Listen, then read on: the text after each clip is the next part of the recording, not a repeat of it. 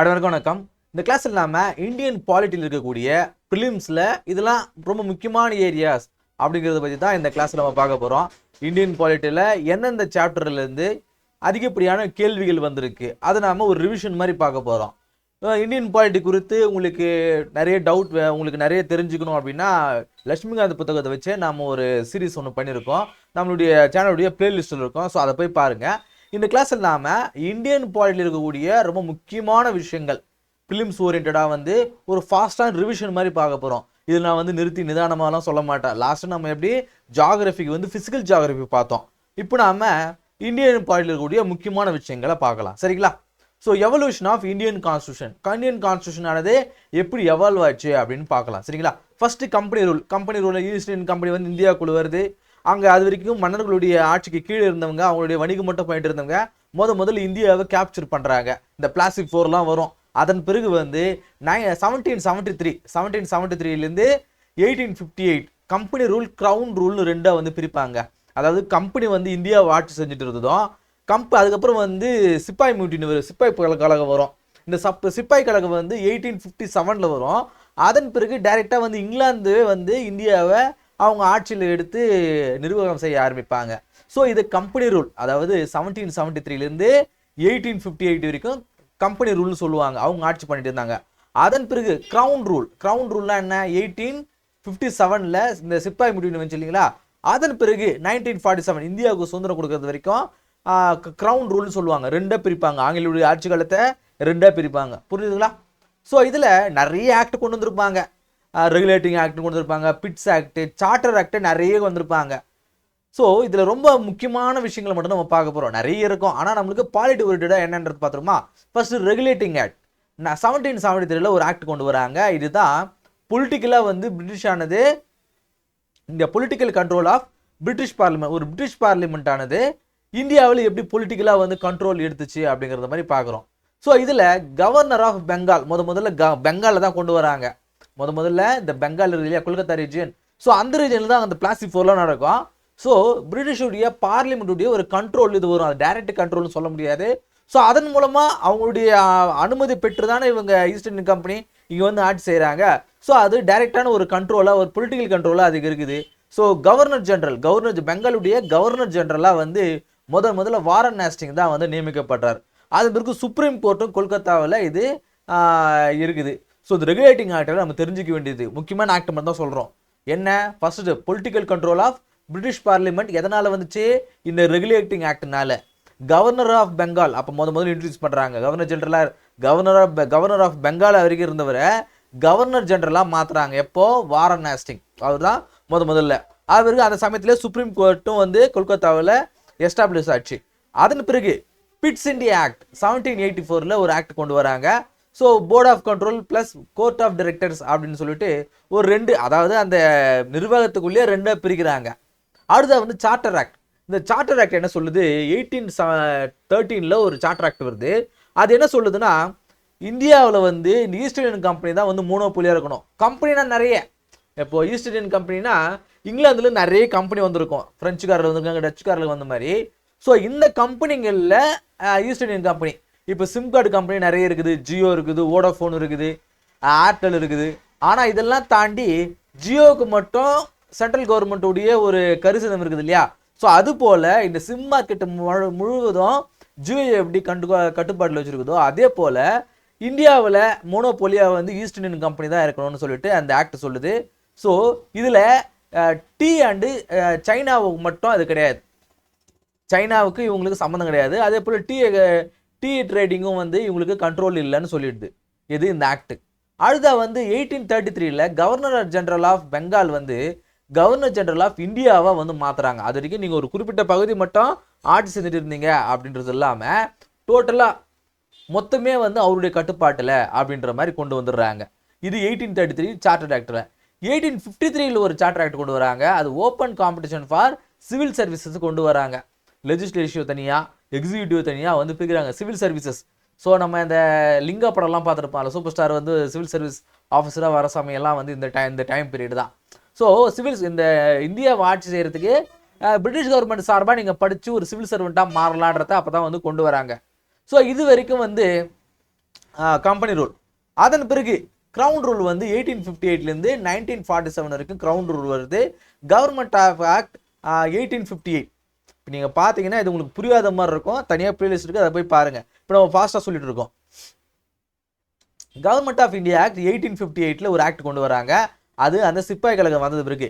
End of company rule. Company ரூலை end பண்ணது எந்த act? Government of India act 1858. Crown வந்து டூக் ஓவர், அதாவது இங்கிலாந்துடைய நேரடிய கட்டுப்பாட்டில் இது வர ஆரம்பிக்குது. Secretary of state for India, இந்தியாவுக்காக ஒரு செக்ரட்டரியை அங்கே நியமிக்கிறாங்க. Viceroy played replaced governor general. இது வரைக்கும் வந்து முதல்ல கவர்னர் ஜெனரல் ஆஃப் பெங்கால் இருந்துச்சா, அதன் பிறகு கவர்னர் ஆஃப் பெங்கால் இருந்தது, அது பிறகு கவர்னர் ஜெனரல் ஆஃப் பெங்கால் இருந்தது, அது பிறகு கவர்னர் ஜெனரல் ஆஃப் இந்தியா இருந்தது. அது எல்லாத்தையும் அபாலிஷ் பண்ணிட்டு ஒரு வைஸ்ராயை நியமிக்கிறாங்க. எந்த வைஸ்ராய் ரிப்ளேஸ் பண்ணுது? எங்க கவர்னர் ஜெனரல் ரிப்ளேஸ் பண்ணி வைஸ்ராய் வந்து எந்த ஆக்ட்? 1858 ஆக்ட். அதன் பிறகு இந்தியன் கவுன்சில் ஆக்ட்னு ஒரு ஆக்ட் கொண்டு வராங்க 1861. இந்த இடத்துல இருந்து தான் இந்த லெஜிஸ்லேட்டிவ் என்ன ஆச்சுன்னா டீசென்ட்ரலைஸ் ஆகுது. அது வரைக்கும் கண்ட்ரோல் மொத்தம் ஒரே இடத்துல இருந்தது. அதன் பிறகுதான் வந்து அந்த அதிகாரத்தை பிரித்து கொடுக்க ஆரம்பிக்கிறாங்க.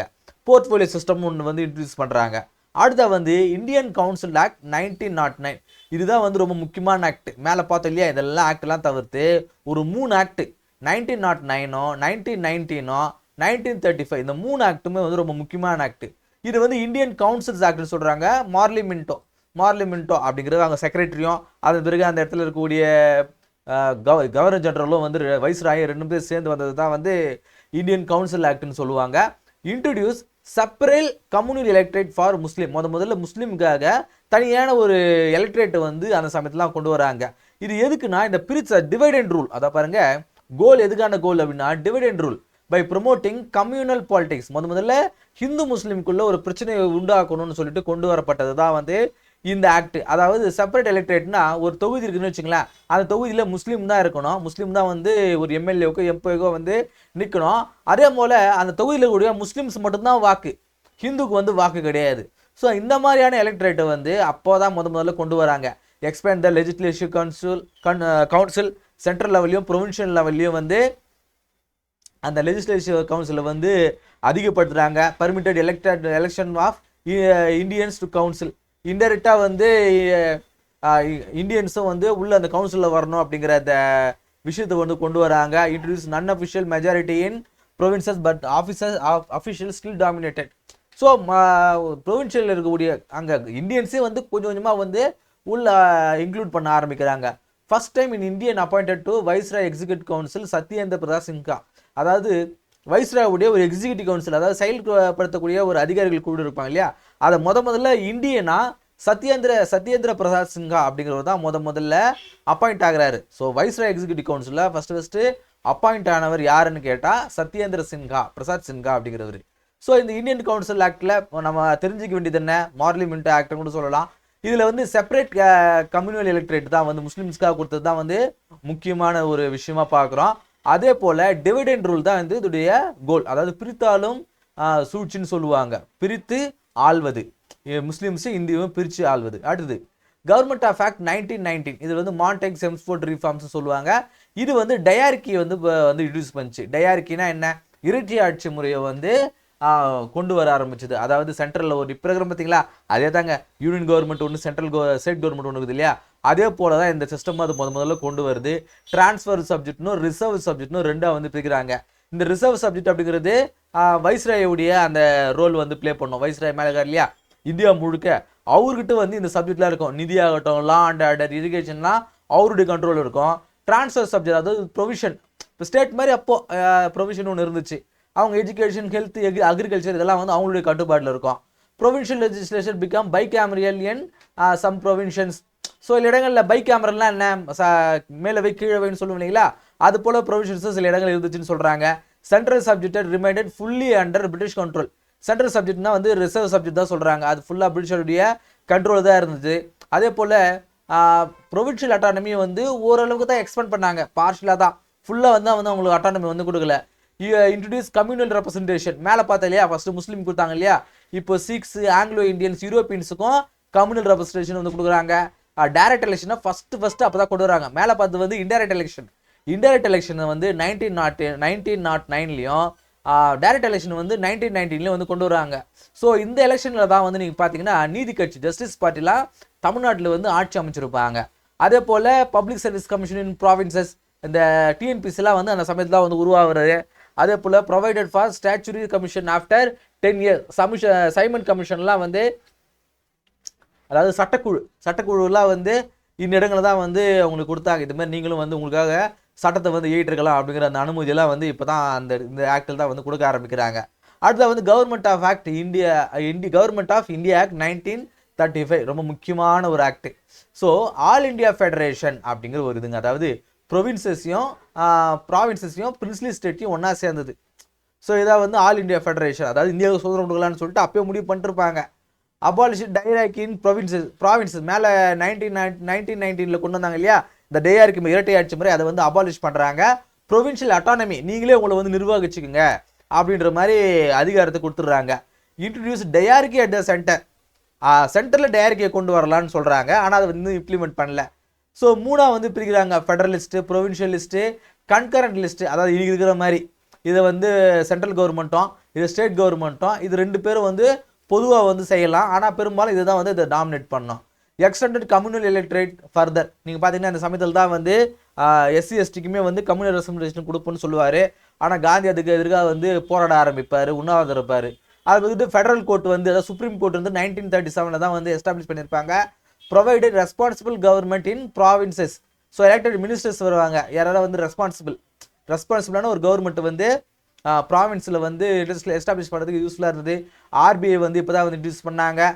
ஆப்ரேஷனல் ஃப்ரம் 1934 வந்து கொண்டு வந்திருப்பாங்க. 1935 ஆப்ரேட் ஆக ஆரம்பிச்சிருக்கோம். Created federal railway authority and federal public service commission. Increase the franchise. So இந்த ஓட்டு போடக்கூடிய அதிகாரம் வந்து ஒரு 10% வந்து இன்க்ரீஸ் ஆரம்பிச்சுது. அது வரைக்கும் குறிப்பிட்ட மக்கள் மட்டும் தான் வந்து எலெக்ஷனில் ஓட்டு போடணும்னு இருந்ததை இன்னும் அது ஒரு 10% வந்து இன்க்ரீஸ் பண்ணாங்க. அதுதான் நம்ம தெரிஞ்சுக்க வேண்டியது. ஸோ இதில் இதுக்கப்புறம் தான் இந்த 1935 இருக்கக்கூடிய அதை அப்படியே மாடிஃபை பண்ணி நம்ம நாட்டுக்கு தகுந்த மாதிரி நிறைய விஷயங்களை சேர்த்து தான் வந்து அடுத்ததான் வந்து சட்டத்தை வந்து ஏற்றிருப்பாங்க. இது வந்து இதுக்கு முன்னாடி இருக்கும், நம்ம வந்து எலெக்ஷனில் சுதந்திரம் வாங்குறதுக்கு முன்னாடி வரைக்கும் நம்முடைய கான்ஸ்டியூஷனை அமைக்கிறதுக்கு முன்னாடி வரைக்கும் இருக்கக்கூடிய இந்தியாவை எப்படி வந்து ஆட்சி செஞ்சுட்டு இருந்தாங்க, அதோடைய அந்த எக்ஸிக்யூட்டிவ் ப்ரொசீஜர் எப்படி இருந்துச்சுன்றது நம்ம பார்த்தோம் இல்லையா. இப்போ மேக்கிங் ஆஃப் த இந்தியன் கான்ஸ்டியூஷனை இவங்க எப்படி வந்து உருவாக்க ஆரம்பிச்சாங்க. ஃபர்ஸ்ட் வந்து கிரிப்ஸ் தூதுக்குழு வந்து வரும். கிரிப்ஸ் கமிஷன் சொல்லிட்டு இந்த பெத்திக் லாரன்ஸு, அலெக்சாண்டர் கிரிப்ஸ் இவங்கெல்லாம் வந்து அந்த குழுவில் 3 பேர் கொண்ட ஒரு குழு ஒன்று வரும். ஸோ அவங்க அந்த கேபினட் குழு வந்து இந்தியாவுக்குள்ளே வந்து ஒரு அரசியலமைப்பு குழு வந்து ஆரம்பிப்பாங்க. ஸோ அது ஒரு முக்கியமான டேட்லாம் மட்டும் இப்போ நம்ம தெரிஞ்சுக்க வேண்டியது. முதல் அந்த கேபினட் குழு அரசியலமைப்பு குழு வந்து எப்போ வந்து ஃபர்ஸ்ட் அவங்களுடைய முதல் சிட்டிங் எப்போ அப்படின்னா December 9, 1946, அதாவது நேற்று. அதே போல் December 13, 1946 அப்ஜெக்டிவ் ரெசல்யூஷனை நேரு தான் வந்து முதல்ல நேரு வந்து அந்த கான்ஸ்டியூஷன் அசம்பிளியில் வந்து பேசுகிறாரு. அப்ஜெக்டிவ் ரெசல்யூஷன் 1949 நவம்பர் 26 கான்ஸ்டியூஷன் வந்து அடாப்ட் பண்ணுறாங்க. Jan 26, 1950 அது வந்து என்ஃபோர்ஸ் பண்ணுறாங்க. அதே வந்து நம்ம ரிபப்ளிக் டேவை வந்து கொண்டாடுறோம். ஸோ இந்த 4 டேட்டும் ரொம்ப முக்கியமானது. ஸோ இந்த கான்ஸ்டியூஷனை வந்து மேக் பண்ணுறதுக்கு எத்தனை நாள் ஆச்சுன்னு பார்க்கும்போது 2 years 11 months 18 days வந்து இதுக்கு ஆச்சுன்னு சொல்கிறாங்க. மொத்தம் அந்த டேஸ் அந்த அரசியலமைப்பு குழு வந்து அதை ஒவ்வொரு சட்டமாக ஏற்றி அதை படித்து அதை டிஸ்கஸ் பண்ண அந்த டைம் பீரியட் தான் வந்து 2 months 11 months 2 years and 11 months சொல்கிறாங்க. இப்போது இந்த கிளாஸ் பார்க்குற நிறைய பேருக்கு டவுட் இருக்கும், நிறைய நம்ம ஃபேக்ட்ஸ் வந்து சொல்லாத இருக்கிற மாதிரி தெரியும். இல்லை இதை டிஎன்பிசி படிக்கிறவங்க நிறைய ஃபேக்ட் வந்து மனப்பாடம் பண்ணுவாங்க. இது வந்து யார் வந்து எழுதினாரு, இட்டாலியன் ரைட்டரில் எப்படி எழுதினாங்க, எவ்வளோ செலவாச்சு, ஸோ இதெல்லாம் வந்து அதில் படிப்போம். அப்படி படிக்கும்போது அதே போல் அந்த குழுவில் எத்தனை மெம்பர்ஸ் இருந்தாங்க, ஸோ அதெல்லாம் வந்து டிஎன்பிசி கரெக்டாக இருக்கும். ஸோ இது ப்ரிலிம்ஸ்னு பார்க்கும்போது நிறைய இந்த ஃபேக்ட்ஸ் கொஞ்சம் குறைவாக இருக்கும். இப்போ ஃபேக்ட்ஸ் நிறைய கேட்க ஆரம்பிச்சிட்டாங்க. பட் ஆனால் நம்ம ஒரு ஃபாஸ்ட் ரிவிஷன்றதுனால முக்கியமான பாயிண்ட் டேட்டா நம்ம படித்தாலும் ஞாபகம் வச்சுக்குவோம், முக்கியமான விஷயங்களை மட்டும் நம்ம பார்த்துட்டு போகிறோம். சரிங்களா. சோர்சஸ் ஆஃப் கான்ஸ்டியூஷன் நம்ம பெரும்பாலும் வந்து 1935 கொண்டு வந்த அந்த கவர்மெண்ட் ஆஃப் இந்தியா ஆக்டில் இருக்கக்கூடிய நிறைய ப்ரொவிஷன்ஸ் எடுத்தாலும் அது இல்லாமல் உலகம் முழுக்க இருக்கக்கூடிய முக்கியமான கான்ஸ்டியூஷன் இருக்கக்கூடிய சில ப்ரொவிஷன்ஸையும் நம்மளுடைய கான்ஸ்டியூஷனுக்குள்ளே கொண்டு வந்துருப்போம். அது எந்தெந்த கண்ட்ரிலேருந்து எதெல்லாம் எடுத்திருக்கோம் அப்படிங்கிறத பற்றி தான் சொல்லியிருப்பாங்க. So பிரிட்டிஷ்லேருந்து parliamentary சிஸ்டமோ, rule of law, single citizenship, cabinet system, இது எல்லாமே பிரிட்டிஷ் கவர்மெண்ட் நம்ம எடுத்திருப்போம். யூஎஸ்ஏலேருந்து fundamental rights, judicial review, impeachment, பிரசிடென்ட்டுடைய இம்பீச்மெண்ட்டு, preamble இதெல்லாம் யூஎஸ்ல இருந்தோம். அயர்லாண்ட்லேருந்து DPSP, nomination of Rajya Sabha members, இதெல்லாம் வந்து அயர்லாந்து இருந்தோம். கனடாவிலேருந்து federation with strong centre, residual power, இதெல்லாம் கனடாவிலேருந்து. ஆஸ்திரேலியாவிலேருந்து concurrent list, trade and commerce. யூஎஸ்எஸ்ஆர்லேருந்து fundamental ரைட்ஸும் 5 year பிளானையும் வந்து கொண்டு வந்திருப்போம். ஜெர்மனிலேருந்து எமர்ஜென்சி ப்ரொவிஷன்ஸையும், சவுத் ஆஃப்ரிக்காவிலேருந்து கான்ஸ்டியூஷனல் அமெண்ட்மெண்ட் ப்ரொசீஜரையும், ஜப்பான்லேருந்து procedure of cabinet responsibility. So இதெல்லாம் வந்து ப்ரொவிஷன்ஸ் எல்லாம் ஒவ்வொரு கண்ட்ரிலும் நம்ம எடுத்திருப்போம். இது ரொம்ப முக்கியமானது. ஏன்னா இதில் தான் வந்து அதிகப்படியான இந்த மேட்ச் த ஃபாலோயிங்லேருந்துலாம் வந்து இந்த இடத்துலலாம் வந்து கேட்பாங்க. ஸோ இது நல்லா மனப்பாடம் பண்ணி வச்சுக்கோங்க. அடுத்தா வந்து இம்பார்ட்டன்ட் கமிட்டி, இந்த கான்ஸ்டியூஷன் அசம்பிளியில் இருக்கக்கூடிய முக்கியமான கமிட்டி என்னென்னு பார்க்கும்போது ஜவஹர்லால் நேரு கமிட்டி. அவர் வந்து யூனியன் கான்ஸ்டியூஷனும் யூனியன் பவரும் அவருக்கு இருந்தது. சர்தார் வல்லபாய் பட்டேல் வந்து fundamental rights, provincial constitution, minority இதெல்லாம் வந்து அவருடைய கண்ட்ரோலில் இருந்தது. அதனால தான் அவர் என்ன பண்ணுவார், இந்தியாவை ஒற்று நீங்கக்கூடிய ஒரு வேலையை அவர் தான் வந்து செஞ்சிருப்பார். பிஎன் ராவ் வந்து அட்வைசராக இருந்தார், கான்ஸ்டியூஷனல் அட்வைசராக இருந்தார். டிராஃப்டிங் கமிட்டியுடைய ஹெட்டாக சேர்மேனாக வந்து பிஆர் அம்பேத்கர் இருந்தார். Union powers committee, advisory committee on minorities, இப்படி நிறைய கமிட்டி இருந்திருக்கும். ஸோ ரொம்ப முக்கியமான கமிட்டி மட்டும் நம்ம இங்கே பார்க்குறோம். ஸோ இது வரைக்கும் நாம் இந்தியன் கான்ஸ்டியூஷனுடைய அந்த எவல்யூஷன் என்னென்ன, அந்த கான்ஸ்டியூஷன் அசம்பிளியில் யார் யாரெல்லாம் இருந்தாங்க, அது எப்படி செயல்பட்டது அப்படிங்கிறது நம்ம பார்த்தோம். இப்போது இந்தியன் கான்ஸ்டியூஷனில் நம்ம ஃபஸ்ட் இப்போ தான் வரப்போகிறோம். இந்தியன் கான்ஸ்டியூஷனுடைய ஒரு சாலியன்ட் ஃபீச்சர்ஸ் என்ன, சிறப்பு அம்சங்கள் என்னென்ன அப்படின்னு பார்க்கும்போது ஃபர்ஸ்ட் இதோடைய functions, limits the state power. ப்ரிலிம்ஸில் ஒரு வாட்டி கேள்வியே வந்துருக்குது. கான்ஸ்டியூஷனுடைய வேலை என்ன அப்படின்னு பார்க்கும்போது மக்களுக்கு அதிகாரம் கொடுக்கறதா இல்லை தண்டனைகளை கொடுக்கறதா? அப்படி கிடையாது. ஒரு கவர்மெண்ட்டுடைய பவரை லிமிட் பண்ணுறது. என்னால் இவ்வளோதான் செய்ய முடியும், ஒரு கவர்மெண்ட் நினச்சி என்ன வேணா செய்ய முடியும்னு கிடையாது. கான்ஸ்டியூஷன், இப்போது சில மாதங்களில் கூட ஒரு டிபேட் ஒன்று வந்துச்சு, கவர்னர் பெருசா, பிரசிடென்ட்டோட சுப்ரீம் கோர்ட் பெரியவரா, பிரசிடென்ட் தானே அப்படின்னு பெரியவர் அப்படின்ற மாதிரிலாம் விவாதங்கள் இருந்தது. அப்போ நிறைய இன்டெலெக்சுவல்ஸ் ஆகட்டும், ஒரு சுப்ரீம் கோர்ட்டோட ஜட்ஜஸ் ஆகட்டும் என்ன சொன்னாங்க, இந்த நாட்டில் எல்லாரை விடவும் கான்ஸ்டியூஷன் தான் பெருசு.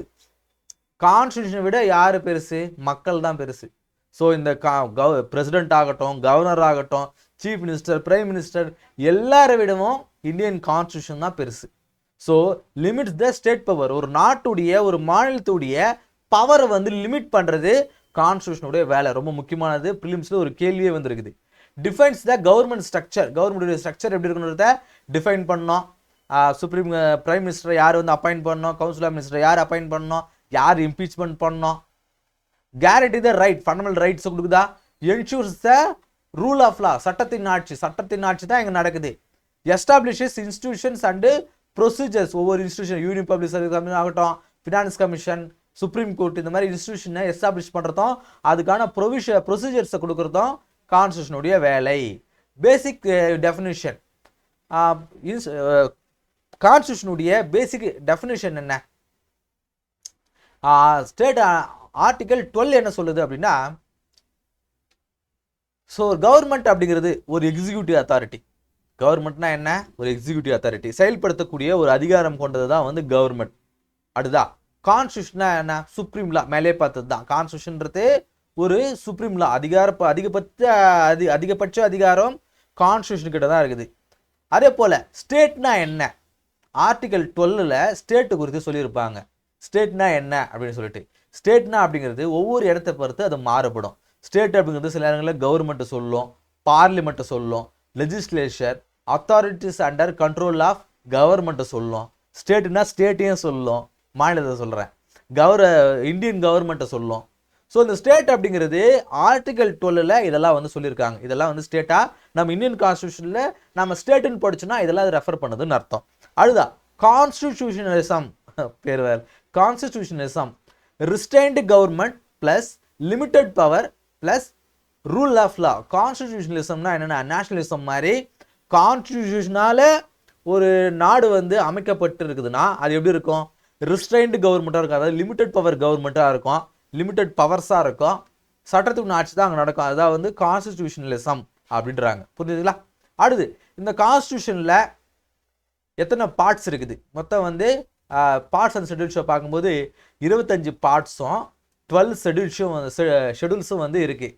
ஆனால் கான்ஸ்டியூஷன் இயற்றப்பட்ட காலகட்டங்களில் ஃபஸ்ட்டு வந்து இத்தனை இருந்துச்சு. ஃபஸ்ட்டு ஆரம்பிக்கும் போது 22 பார்ட்டும் 8 ஷெடியூலும் வந்து இருந்தது. அதன் பிறகு பின்னாட்களில் வந்து நிறைய ஜாயின் பண்ண ஆரம்பிச்சிட்டாங்க. ஸோ 25 பார்ட்ஸும் 12 ஷெடியூல்ஸும் வந்து இருக்குது. சரி, அடுத்தது கான்ஸ்டியூஷனுடைய நேச்சர் என்னென்ன, இதோடைய தன்மை என்னென்ன, சரிங்களா? ஒருத்த பார்க்கும்போது கருப்பா சிவப்பா உயரமா குள்ளமா குண்டா ஒல்லியா இருப்பாங்க இல்லையா, அது போல் கான்ஸ்டியூஷன் எப்படி இருக்கும், ஒரு குவாசை ஃபெடரலாக இருக்கும். குவாசை ஃபெடரலாக இருக்கும், ஒரு ஸ்ட்ராங்கான சென்டராக இருக்கும். ஒரு குவாசை ஃபெடரல் என்ன, அரை கூட்டாட்சி நாடு. இப்போ ஃபெடரல்னா என்ன, கூட்டாட்சி நாடு. குவாசைனா அரை கூட்டாட்சி நாடு. ஸ்ட்ராங்கான சென்டர் இருக்கும், கரெக்டா? ஆனால் ஸ்டேட்டும் யூனியனும் வந்து பவரோடு இருக்கும். ஆனால் ஸ்டேட்டை விட யூனியன் தான் பவர் அதிகமாக இருக்கும். Emergency provisions unify the power. ஒரு எமர்ஜென்சி கொண்டு வந்தோம் அப்படின்னா அதுக்கு குவாசை ஃபெடரலாக இருந்தது, அதன் பிறகு யூனிட்டரி நேஷனாக வந்து மாறிடும். சிங்கிள் கான்ஸ்டியூஷன் இருக்குது, சிங்கிள் சிட்டிசன்ஷிப் இருக்குது, கரெக்டாக? அடுத்து பார்லிமெண்ட்னு பார்க்கும்போது executive responsible to legislature.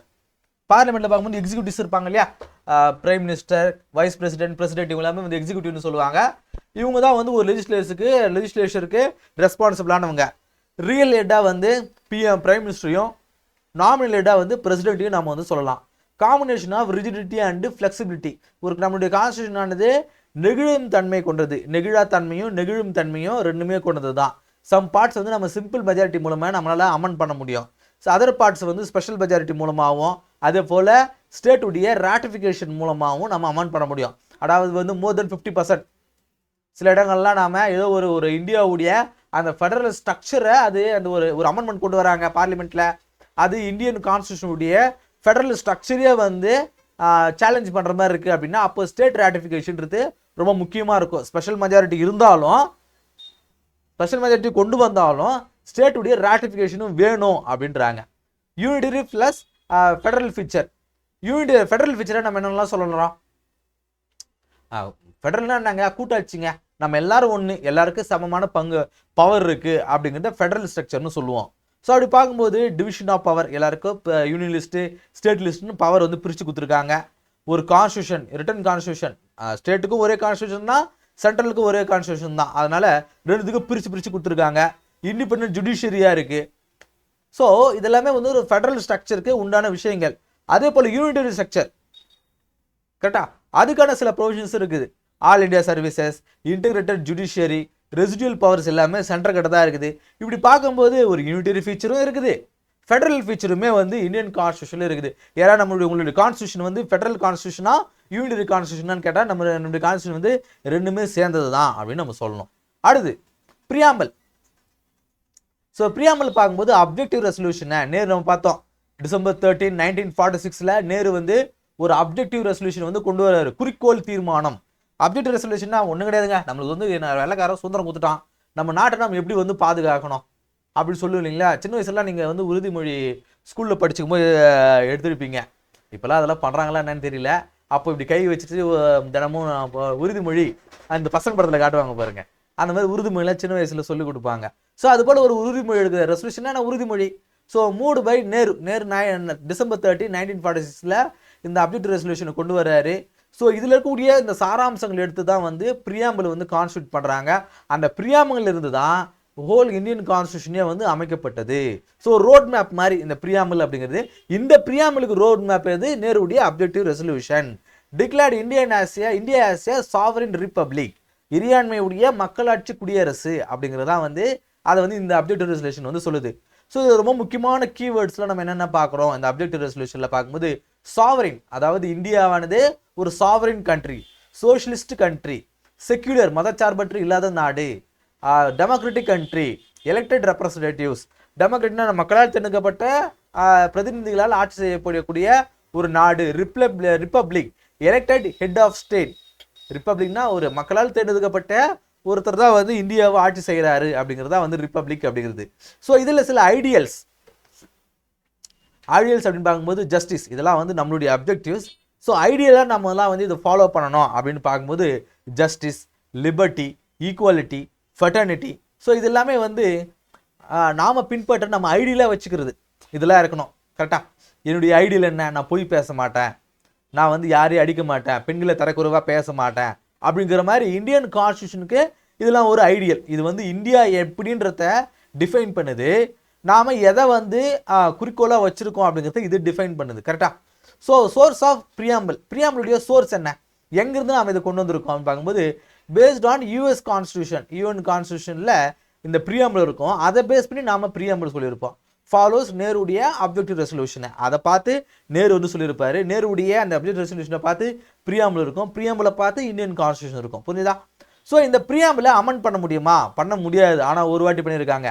1976 42nd அமெண்ட்மெண்ட்டில் 3 வார்த்தைகளை சேர்த்துருக்காங்க. Socialist, secular and integrity. இந்த 3 வார்த்தைகளை எமர்ஜென்சியில் இந்திரா காந்தி பீரியடில் வந்து இது ஜாயின் பண்ணியிருப்பாங்க. அது பிறகு ஜஸ்டிசியபிலிட்டி வாய் மம்பிள் ஆகுது. மத்தியானத்தில் எடுக்கிறதுனா இதெல்லாம் சாப்பிட்டு கொஞ்ச நாள் வாய் மம்பிள் ஆகுது. ஸோ நான் ஜஸ்டிசியபிள், அதாவது ப்ரியாம்பிளில் நம்ம ஏதோ ஒரு பிரச்சனை இருக்குது அப்படின்னா அதை கோர்ட்டுக்கு கொண்டு போக முடியுமா அப்படின்னு பார்க்கும்போது கிடையாது. இதை கோர்ட்டுக்கெல்லாம் கொண்டு போய் நாம் ஜஸ்டிஃபை பண்ண முடியாது. அதாவது வழக்கு தொடர முடியுமான்னு கேட்குறாங்க. கிடையாது. Unlike fundamental rights. இப்போ கூட பார்த்தீங்கன்னா சில பேர் வந்து இந்த சோஷியலிஸ்ட், செக்யூலர் அப்படிங்கிற அந்த வார்த்தையை இந்தியன் கான்ஸ்டியூஷன்லேருந்து ப்ரியாம்பிள்லேருந்து எடுக்கணும்னு சொல்லிட்டு வழக்கெல்லாம் வந்து போட்டிருந்தாங்க. நீங்கள் அதை பார்த்துருப்பீங்க. So but used for interpretation of கான்ஸ்டியூஷனை பற்றி நமக்கு தெரிஞ்சுக்கிறதுக்கு ப்ரியாம்பிள் வந்து ஒரு யூஸ்ஃபுல்லாக இருக்குது அப்படின்ற மாதிரி நம்ம புரிஞ்சுக்கணும். சரியா? Judicial observation. ப்ரியாம்பிள் குறித்து சில வழக்குகள்லாம் வந்து நீதிமன்றத்தில் நடந்திருக்கு. ஸோ என்னென்னு பார்க்கும்போது பெருபாரி கேஸ் 1960 பெருபாரி கேஸில் கொண்டு வந்திருப்பாங்க. ப்ரியாம்பிள் வந்து இந்தியன் கான்ஸ்டியூஷனுடைய ஒரு பார்ட் கிடையாதுன்னு அப்போ சொல்லியிருப்பாங்க. ஏன் இந்தியன் கான்ஸ்டியூஷனுடைய ஒரு பார்ட் இல்லை? இந்தியன் கான்ஸ்டியூஷனுடைய ஒரு பார்ட்டாக இருந்துச்சு அப்படின்னா அதை ஆர்டிக்கல் 368 பயன்படுத்தி அதை அமெண்ட்மெண்ட் பண்ண முடியும். அப்போ என்ன சொன்னாங்கன்னா ப்ரியாம்பிள் வந்து இந்தியன் கான்ஸ்டியூஷனுடைய ஒரு பார்ட் கிடையாது. ஸோ அதை அமெண்ட்மெண்ட்லாம் பண்ண முடியாதுன்ட்டாங்க. ஆனால் இந்த 1973 கேசவநந்தி பாரதி கேஸில் ப்ரியாம்பிள் வந்து இந்தியன் கான்ஸ்டியூஷனுடைய ஒரு பார்ட்டு தான். ஸோ அதை அமெண்ட்மெண்ட் பண்ண முடியும் அப்படின்னாங்க. சரிங்களா? ஸோ இதுதான் வந்து இதில் கூடிய ஒரு வித்தியாசம். அதே போல் எல்ஐசி இந்தியா கேஸில் வந்து 1995 preamble is a integral part. அது வந்து ஒரு பார்ட், ஆனால் ஒரு இன்டெக்ரல் பார்ட். இப்போ பிரசிடென்ட் சொல்லுவாங்க, பிரசிடென்ட் வந்து பார்லிமெண்ட்டுடைய ஒரு மெம்பரா அப்படின்னு கேட்டிங்கன்னா பார்லிமெண்ட்டுடைய மெம்பர் கிடையாது. ஆனால் அது ஒரு இன்டெக்ரல் பார்ட், அது ஒரு அங்கம். வைஸ் பிரசிடென்ட் வந்து அதோடைய இன்டெக்ரல் பார்ட்டான்னு கேட்டிங்கன்னா ஒரு பார்ட் கிடையாது. இப்போ ஜாயின்ட் சிட்டிங் வைக்கிறாங்கன்னு வச்சுக்கலாம். ஒரு ஜாயின்ட் சிட்டிங் நடக்குது. ஒரு ரெசல்யூஷன், ஒரு பில்லு வந்து கொண்டு வராங்க. அது 2 லோக்சபாலையும் ராஜ்யசபாவிலையும் வந்து ஒத்துழைப்பு தரல அப்படின்னா ஒரு ஜாயின்ட் சிட்டிங் வைக்கிறாங்க அப்படின்னா அதில் கூட வந்து பிரசிடென்ட் வந்து கலந்துக்கலாம். அதே போல் ஒவ்வொரு எலெக்ஷன் நடந்ததுக்கு பிறகும் வந்து இல்லை வருஷத்தோட ஸ்டார்டிங்லேயுமே வந்து பிரசிடென்ட் வந்து ஸ்பீச்லாம் கொடுப்பார். ஸோ ஏன்னா அவர் பார்லிமெண்ட்டோட ஒரு இன்டெக்ரல் பார்ட். ஆனால் வைஸ் பிரசிடென்ட் இன்டெக்ரல் பார்ட் கிடையாது. ஸோ அது போல் ப்ரியாம்பிள் வந்து ஒரு இந்தியன் கான்ஸ்டியூஷனுடைய ஒரு இன்டெக்ரல் பார்ட் அப்படின்றாங்க. அடுத்து union and territories. Basic constitutional provisions. Union ஆகட்டும், யூனியனுடைய டெரிட்டரிஸ் என்னென்ன, union and territories so article 1 to 4 வந்து யூனியன்னா என்ன, அதோட டெரிட்டரிஸ் என்னென்ன அப்படிங்கிறது குறித்து சொல்லியிருப்பாங்க. இந்தியா அப்படிங்கிறது union of states, not a federation of state அப்படின்றோம். சரிங்களா? ஸோ அடுத்தது ஃபெடரேஷன் ஸ்டேட்டுக்கு ஒரு உதாரணம் என்ன சொல்லலாம்? யூஎஸ்ஏவை சொல்லலாம். யூனியனுக்கு ஒரு உதாரணம் என்ன சொல்லலாம்? கனடாவை சொல்லலாம். சரிங்களா? So evolution. State are reorganise based on state reorganisation act 1956. இந்த ஸ்டேட் வந்து எதனால் பிரிஞ்சு? மொழிவாரி மாநிலங்கள்லாம் வந்து 1956 வந்து கொண்டு வந்திருப்பாங்க. அதாவது லிங்குவிஸ்டிக் பேசஸ், மொழி அடிப்படையில் தான் பிரிச்சிருப்பாங்க. அதன் பிறகு வந்து டெமோக்ராட்டிக்காகவும் அட்மினிஸ்ட்ரேட்டிவாகவும் நிறைய பிரிச்சிருப்பாங்க. இப்போ தெலுங்கானா பிரிச்சாங்களா? ஸோ தெலுங்கானா பிரிச்சிருப்பாங்க, உத்தரகாண்ட் பிரிச்சிருப்பாங்க, ஜார்க்கண்ட், சத்தீஸ்கர், இதெல்லாமே வந்து நிர்வாகத்தின் காரணமாக பிரிச்சிருப்பாங்க. முதல்ல மொழிவாரி மாநிலமாக பிரிக்கப்பட்டது, அது பிறகு நிர்வாகத்தின் காரணமாக பல மாநிலங்களாக பிரிக்கப்பட்டது அப்படிங்கிறது நம்ம பார்க்குறோம். பார்லிமெண்ட்டுக்கு சில பவர் இருக்குது. ஆர்டிகல் 3 வந்து கொடுத்துருக்கு. என்னென்ன? ஒரு நியூ ஸ்டேட் வந்து உருவாக்கலாம், அதோடைய அளவை வந்து இன்க்ரீஸ் பண்ணலாம், டிக்ரீஸ் பண்ணலாம், பவுண்டரியை வந்து ஆல்டர் பண்ணலாம். பிரசிடென்ட்டுடைய ரெக்கமெண்டேஷன் இதுக்கு வந்து ரொம்ப முக்கியமானது. ஒரு ஸ்டேட்டுடைய ஸ்டேட்டு வந்து ஒரு புது ஸ்டேட் உருவாக்குறீங்க, இல்லை அதோடைய பார்டர் வந்து இன்க்ரீஸ் பண்ணுறீங்க, டிக்ரீஸ் பண்ணுறீங்கன்னா அதுக்கு பிரசிடென்ட்டுடைய அப்ரூவல் தேவை. அதே போல் பிரசிடென்ட் என்ன பண்ணணும் அப்படின்னா அந்த கன்சர்ன் ஸ்டேட்டுக்கு வந்து அவங்ககிட்ட ஒரு ஒப்பீனியன் கேட்கணும். அவங்க ஒப்பீனியன் கொடுத்தாலும் கொடுக்கலனாலும் அதை கொடுத்தாலும் பைண்ட் பண்ண வேண்டிய அவசியம் பிரசிடென்ட்டுக்கு கிடையாது. சரியா? அடுத்த வந்து சிட்டிசன்ஷிப். சிட்டிசன்ஷிப் குறித்து ஆர்டிகல் 5 to 11 வந்து சொல்லியிருப்பாங்க. India follows single citizenship. So ஒருத்தர் இந்திய நாட்டுடைய ஒரு சிட்டிசனாக நீங்கள் மாறணும் அப்படின்னா அதுக்கு சில க்ரைட்டீரியா இருக்குது. என்னென்ன க்ரைட்டீரியா? டாமிசைல் இன் இந்தியா, இந்தியாவில் வசிக்கக்கூடியதாக இருக்கணும், இந்தியாவில் பிறந்தவராக இருக்கணும், அவருடைய வம்சாவளியை சேர்ந்ததாக இருக்கணும், இந்தியாவில் இருக்கக்கூடியவங்களாக இருக்கணும். ஸோ இந்த மாதிரி வந்து சில கண்டிஷன்ஸ் வந்து கொடுத்துருக்காங்க. அதே போல் நீங்கள் வந்து ஒரு இந்திய குடியுரிமையை இழக்கணும் அப்படின்னா அதுக்கு ஒரு 3 ப்ரொவிஷன்ஸ் இருக்குது. இது மொத்தம் வந்து 5ஆக கொடுத்துருப்பாங்க. ஸோ பாருங்கள், வேஸ் ஆஃப் ஆக்சலேஷன். ஸோ இதுதான் இது வந்து இது மேலே இருந்தாலும் இதை விட்டுருங்க, நான் கீழே இருக்கிறத மட்டும் சொல்கிறேன். ஸோ இந்தியன் சிட்டிசன்ஷிப்பை வந்து உங்களுக்கு டெர்மினேட் பண்ணணும்னா 3 வகையில்: ரினன்சியேஷன், டெர்மினேஷன் அண்டு ரிப்ரிவேஷன். அதாவது நானாக வந்து என்னுடைய குடியுரிமையை கொடுக்கறது, இல்லை நான் தவறான வழியில் குடியுரிமை வாங்குதுன்னா அதை வந்து டெர்மினேட் பண்ணுறது, இல்லை கவர்மெண்ட்டை டெர்மினேட் பண்ணுறது. இந்த 3 வகைகளில் நாம் வந்து ஒரு இந்திய நாட்டுடைய குடியுரிமையை நம்ம இழக்க முடியும். சரி, நம்ம ஒரு குடியுரிமை எப்படி பெறுவது அப்படின்னு பார்க்கும்போது சிட்டிசன்ஷிப் ஆக்ட் 1955 கொண்டு வந்திருப்பாங்க. ஒரு 5 வகையில் ஒரு இந்தியன் சிட்டிசன்ஷிப்பை நீங்கள் அக்வயர் பண்ணணும் அப்படின்னா 5 வகையிலையும், டெர்மினேட் பண்ணணும்னா 3 வகையிலையும் அது நடக்கும். பர்த்தின் மூலமாக, டெசன்ட் மூலமாக, ரிஜிஸ்ட்ரேஷன் பண்ணுறதன் மூலமாக, நேச்சுரலைசேஷன், இன்கார்பரேஷன் ஆஃப் டெரிட்டரி, அதாவது இந்திய நாட்டில் பிறந்தா அப்படின்னா இவருடைய வம்சாவளியின் மூலமாக, பதிவு செய்வதன் மூலமாக, இயற்கையாக நம்ம இங்கே இருக்கிறதுனால ஒரு 10 வருஷம் 15 வருஷம் இருக்குன்னா அதன் மூலமாக எனக்கு கொடுக்கறது. இன்கார்பரேஷன் ஆஃப் டெரிட்டரி, ஒரு அண்டை நாட்டை வந்து நம்ம இந்தியாவில் சேர்க்கறதன் மூலமாக அந்த மக்கள் இந்தியன் சிட்டிசன் தான் வந்து மாறிடுறாங்க. ஸோ இப்படி வந்து நம்ம மாற முடியும். ஸோ இதோட கீ அமெண்ட்மெண்ட்ஸ் என்ன அப்படின்னு பார்க்கும்போது 1986 சில அமெண்ட்மெண்ட், அதாவது சிட்டிசன்ஷிப் ஆக்டை சொல்கிறாங்க. Toughen the citizenship by birth, பிறப்பின் மூலமாக அந்த இந்தியனுடைய சிட்டிசன்ஷிப் வாங்குறத கொஞ்சம் டஃப் பண்ணுறாங்க, கொஞ்சம் கடினமான முறையாக மாற்றுறாங்க. 2003 என்ஆர்சி, என்பிஆர், ஓசிஐ இந்த மாதிரியான விஷயங்களை 2003 வந்து கொண்டு வராங்க. அதன் பிறகு 2019 சிஐஏ, நம்ம கூட நியூஸ் நிறைய பார்த்துருப்போம். ஸோ சிட்டிசன்ஷிப் அமெண்ட்மெண்ட் ஆக்ட் அப்படிங்கிற ஒரு ஆக்ட் அது. ஸோ அந்த ஆக்டில் citizenship by naturalisation eased for minorities from neighbouring countries. So நேச்சுரலைசேஷன்னா என்ன? ஒரு இந்த நாட்டில் வந்து பக்கத்து நாட்டிலேருந்து இங்கே வந்து தங்கியிருக்காங்க, ரொம்ப வருஷமாக இருக்குது, அதன் மூலமாக அவங்களுக்கு சிட்டிசன்ஷிப் கொடுக்குறது. இப்போது பங்களாதேஷ்லேருந்தோ, இல்லை நேபாளில் இருந்தோ, இலங்கையில் இருந்தோ, ஆப்கானிஸ்தானில் இருந்தோ, இங்கே தான் வந்து இந்தியாவில் ஒரு 10 வருஷம் 15 வருஷம் இருக்காங்கன்னு வச்சுக்கலாம். ஸோ ரொம்ப நாளாக இங்கே தங்கியிருக்கிறாங்க, அவங்களுக்கு இந்தியன் சிட்டிசன்ஷிப் கொடுக்குறோம். ஸோ இதுதான் வந்து இந்த ஆக்ட் வந்து சொல்லுது. கரெக்டாக? ஸோ எந்த மைனாரிட்டிஸ்லாம் கொடுக்குறாங்க அப்படிங்கிறத அதில் பார்த்துருப்பான். ஸோ அடுத்த வந்து என்ஆர்சி அண்டு என்பிஆர், இது ரொம்ப முக்கியமானதுங்க. என்ஆர்சினா national register for citizens, national population register. 2 வித்தியாசம் இருக்குது. சிட்டிசன்ஸுக்கும் பாப்புலேஷன் ரிஜிஸ்டருக்கும் நிறைய வித்தியாசம். ஸோ இந்த என்ஆர்சி அப்படிங்கிறது இந்தியன் சிட்டிசன்ஸ்க்கு மட்டும் ரிஜிஸ்டர் பண்ணக்கூடியது. இது சிட்டிசன்ஷிப் ரூல்ஸ் 2003 அதுக்கு மெயின்டைன் பண்ணிட்டு வராங்க. இதை ஃபஸ்ட்டு அசாமில் தான் வந்து இம்ப்ளிமெண்ட் பண்ணாங்க. அடுத்தா என்பிஆர், நேஷனல் பாப்புலேஷன் ரிஜிஸ்டர் அப்படிங்கிறது. இது வந்து யூஷுவல் ரெசிடென்ட்ஸ், சிட்டிசன்ஸ் மட்டும் இல்லாமல் ஒரு ஃபாரினர் இங்கே வராங்க, எல்லாருக்குமே இந்த ரிஜிஸ்டர், அதாவது இந்தியாவில் மக்கள் தொகை எவ்வளோ இருக்குன்னு கண்டுபிடிக்கிறது இந்த என்பிஆர். இந்திய சிட்டிசன்ஸ் எவ்வளோ பேர் இருக்காங்கன்றது என்ஆர்சி. புரிஞ்சுதுங்களா? ஸோ இதை ரிஜிஸ்டரர் ஜெனரல் ஆஃப் இந்தியா அவருடைய கட்டுப்பாடு தான் இருக்குது. So helps identify democratic database for NRC. So இந்தியாவில் எவ்வளோ பேர் இருக்காங்க, டெமோக்ராட்டிக் டேட்டாவை கொண்டு வரதுக்காக இதை ஃபாலோ பண்ணுறாங்க. இப்போது ஒரு வருஷத்துக்கு முன்னாடி நினைக்கிறேன், ஒரு வருஷத்துக்கு முன்னாடி ரிஜிஸ்டர் ஜெனரல் ஆஃப் இந்தியா அவர் சொல்லியிருப்பார், இந்த மாதிரி ஹாஸ்பிட்டல்லாம் இந்த மாதிரி பிறப்பிறப்பு சதவீதத்தை வந்து அவங்களா வந்து செய்யணும்னு சொல்லக்கூடாது, நீங்களே அதை ஸ்டெப் எடுத்து அதை நீங்கள் ஃபாலோ பண்ணணும் அப்படிங்கிற மாதிரி ரூல்ஸ்லாம் வந்து கொண்டு வந்துருப்பாங்க. ஸோ பேப்பரில் அதை போட்டுருப்பாங்க. சரிங்களா? ஸோ இந்த கிளாஸ் இல்லாமல் இந்த இந்தியன் கான்ஸ்டியூஷனுடைய அந்த எவல்யூஷன் என்னென்ன, அதோடைய மேக்கிங் என்னென்ன, அப்புறம் அதோடைய ஃபீச்சர்ஸ் என்னென்ன, அது பிறகு வந்து ப்ரியாம்பிள் என்ன, சிட்டிசன்ஷிப்னா என்ன, ஸோ இதெல்லாம் இந்த கிளாஸில் நம்ம பார்த்தோம். ரொம்ப இம்பார்ட்டண்ட்டான விஷயங்களை மட்டும் இந்த கிளாஸில் நம்ம பார்த்தோம். இந்த கிளாஸ் உங்களுக்கு யூஸ்ஃபுல்லாக இருந்திருக்குன்னு நினைக்கிறேன். ரொம்ப ஃபாஸ்ட்டான ஒரு ரிவிஷன், உங்களுக்கு ஒரு கிளான்ஸ் மாதிரி. இப்போ இந்த கிளாஸ் ஒரு 20 நிமிஷம் போயிருக்குன்னு நினைக்கிறேன். ஸோ இந்த 20 நிமிஷமும் உங்களுக்கு ரீகால் பண்ணிக்கிற மாதிரி ஒரு விஷயமாக தான் இருக்குமே தவிர்த்து இது டீட்டெயில்டு கிளாஸ் கிடையாது. கிட்டத்தட்ட நம்ம கடந்த ஒரு வருஷம் ஆகுது நம்மளுடைய சேனலில் இந்தியன் பாலிட்டி எடுக்கிறது. இந்தியன் பாலிட்டி எடுத்து ஒரு வருஷம் ஆகுது. லட்சுமிகாந்தோடு நம்ம எடுக்கிறது இல்லை, அதோட ஸ்டாப் பண்ணிட்டோம். ஸோ இந்த சமயம் வந்து ஒரு ரிவிஷன் மாதிரி நம்மளுக்கு இருக்கட்டுமேறதுக்காக தான் இந்த கிளாஸஸ். ஸோ பாலிட்டி வந்து எல்லாரும் படிப்பீங்க, அது எதுக்கு நான் வந்து ரொம்ப வளவலான்னு எடுத்து உங்கள் டைம் வந்து வேஸ்ட் பண்ணக்கூடாதுன்றதுனால தான் நான் பெரும்பாலும் எடுக்கலை. ஸோ இந்த சமயத்தில் கொஞ்சம் ஃபாஸ்ட்டாக போனேன், வேறு எதுவும் கிடையாது. சரிங்களா? ஸோ இந்த கிளாஸ் யூஸ்ஃபுல்லாக நினைக்கிறேன். அடுத்த சந்திப்போம். நன்றி.